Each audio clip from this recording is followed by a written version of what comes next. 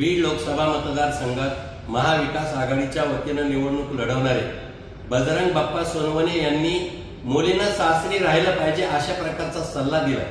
वास्तविक पाहता असं म्हणणं महिलांचा फार मोठा अपमान आहे।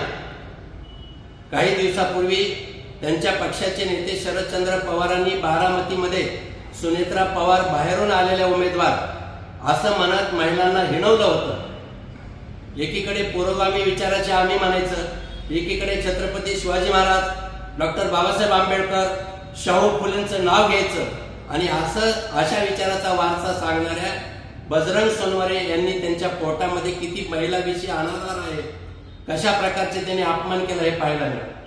माननीय प्रदेशाध्यक्ष त्यांच्या पक्षाचे जयंतराव पाटलांना माझा एक सवाल आहे की जयंतराव, तुमच्या पक्षाचे अधिकृत उमेदवार बजरंग सोनवणे म्हणतात की मुलींना सासरीच राहायला पाहिजे, माहेरी यायची गरज नाही, अशा प्रकारे तुमच्या पक्षाची भूमिका आहे का? दुसरी गोष्ट, निवडणुकीच्या माध्यमातून तुम्ही महिलांचा अपमान करण्याची मोहीम हाती घेतली का? आणि घेतली असेल तर हे बरोबर नाही। तुम्ही पक्षाला जाहीर माफी मागायला पाहिजे।